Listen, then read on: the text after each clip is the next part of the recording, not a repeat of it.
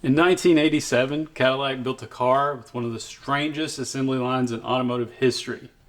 The body was shaped in Italy, then it was loaded onto a Boeing 747, then it was flown thousands of miles across the Atlantic, then it was trucked to Detroit. Then Cadillac installed the drivetrain, finished the car, tested it, and sold it as one of the most sophisticated luxury cars America had ever produced.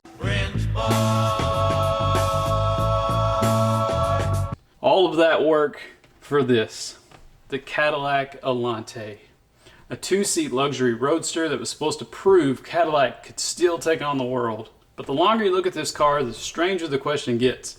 Why would America's most famous luxury brand need Italy, Pininfarina, a Boeing 747, and one of the most complicated production loops in the business just to build a convertible? That's the story hiding in this brochure, and it tells us something Cadillac probably did not mean to say out loud. By the late 1980s, Cadillac was not trying to sell a car, Cadillac was trying to defend its identity. Before you even open this brochure, it does not look like a normal car brochure. It looks like a perfume ad or a cologne ad or something from a high fashion brand that accidentally built a convertible. There's no smiling couple, there's no country club, there's no driveway, just darkness, a white car, red leather, and a name that sounds less like a Cadillac model and more like something behind a glass counter at a department store. Allanté. Even the accent mark is trying to look expensive. This does not feel like an old Cadillac brochure. It feels colder, more dramatic, maybe more European. And that's the first clue. For decades, Cadillac had been the American luxury car. The name meant you had made it. But by the 1980s, luxury was changing. Younger buyers wanted Mercedes-Benz, BMW, Jaguar. European cars felt sharper, more technical, more worldly. Cadillac still had prestige, but it felt like old prestige. So Cadillac needed something that could walk into a Mercedes showroom and not look embarrassed. So it went to Italy.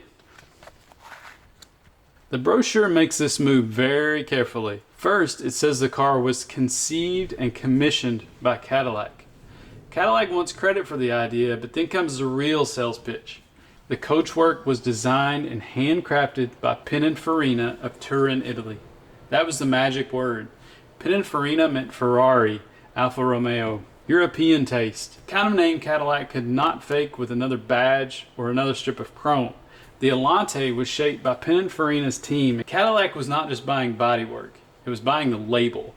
It was buying the Italian tag sewn into the collar. This was Cadillac saying, yes, we are American luxury, but this one has European paper. And that decision creates an incredible tension, because if Cadillac needed Italy to make its new flagship feel legitimate, what's that saying about Detroit?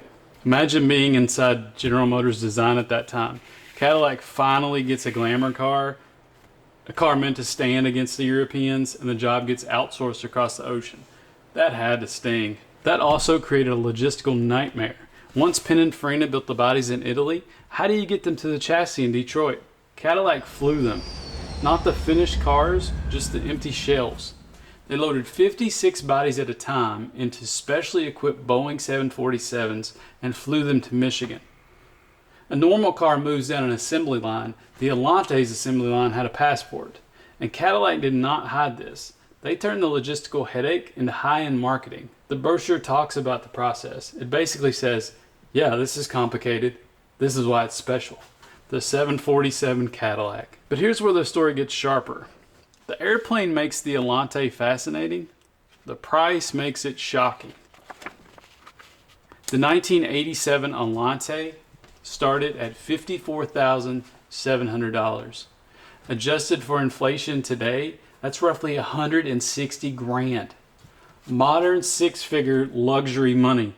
The kind of money where buyers stop comparing you to an Eldorado and start comparing you to a Mercedes SL. And once you know that, the engine page becomes a problem. The engine in the Allanté was a special version of Cadillac's 4.1 liter V8. Now the brochure presents it with total engineering seriousness, but the number that mattered to buyers was 170 horsepower. Think about that contradiction. You built a car with Italian coachwork, a transatlantic air bridge assembly line, and flagship pricing, and it has 170 horsepower. Now, it looked like a European rival. It cost like a European rival, but mechanically, the Allanté was still very Cadillac.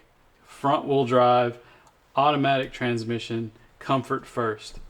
A V8 that sounded much more exciting in the brochure than it felt on the stopwatch.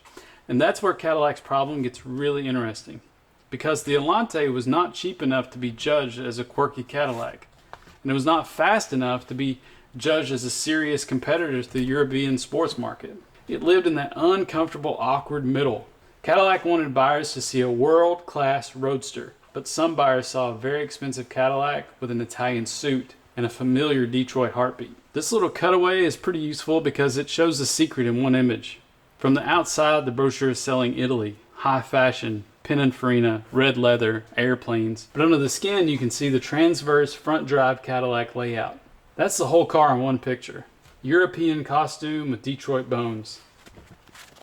And once you get inside, it becomes very 1987. This looks like Cadillac asked an airline cockpit to dress for dinner. The dash glows with digital instruments. The controls wrap toward the driver. And tucked into the console was the most perfect 1980s status symbol imaginable. A cellular phone. Full car phone sitting in the middle of your Italian-bodied roadster. And according to the brochure, that phone was the only extra cost option. Everything else was standard. Today it looks hilarious, but in 1987 this was power. This told people you were important enough to be reached anywhere. This is where I have to admit something. In my house growing up, Married with Children was on a lot. So when I hear Cadillac Allanté, my brain does not go to Italy or Cadillac. It goes to Kelly Bundy doing the Bundy bounce, singing about the new Allanté.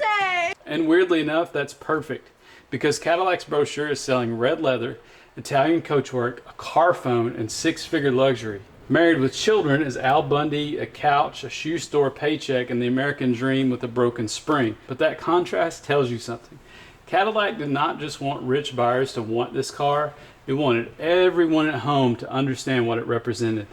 The expensive one. But maintaining that symbol was not always easy. This brochure makes the Allanté look effortless. Top on, top off, no drama. The manual soft top had a reputation for being fussy. The kind of luxury feature that could make sunshine feel like paperwork.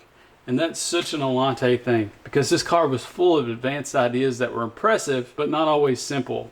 It had a lamp monitoring system that could detect a burned out bulb. Some descriptions even say it could bring in a nearby light until the failed one was replaced. That's either brilliant or completely unnecessary. And that's pretty much exactly the Allanté. Even the assurance plan tells you that Cadillac knew this car needed reassurance. After showing buyers Italy, airplanes, electronics, and a modern six-figure price, Cadillac had to remind them, yes, this is unusual, but it's still a Cadillac and we will still stand behind it. So what happened? The Allanté did not save Cadillac. It sold for 7 model years with the total production of just over 21,000 cars. For years, it was easy to turn into a punchline. Too expensive, too complicated, too slow. But time has been a little more kinder to it. Because now the exact things that made this hard to sell is what makes it fascinating. That digital cockpit actually feels like a perfect artifact of 1980s. The car phone is wonderful. The production process gives it a legendary story that most cars will never have. And the engine story did improve along the way. Cadillac eventually moved the Allanté to a 4.5 liter V8, and power actually reached 200 horsepower. But it took until 1993 for the car to really get the engine its image had been asking for, the 295 horse North Star V8. Now the performance finally started to match the brochure. And then it was over. That is a strange legacy of the Allanté. It did not beat Mercedes at its own game. It did not redefine Cadillac. It did not become the world-class luxury roadster Cadillac had hoped for. But it did become something else. Perfect snapshot of a legendary company looking at the future and realizing its history might not be enough. The Allanté was Cadillac's identity crisis with a removable hardtop. A $160,000 argument that America's luxury brand could still matter in a world falling in love with Europe. Maybe that argument did not work in 1987, but decades later it left us with a story and a pretty sweet brochure. A strange one, an expensive one, but a weirdly charming one.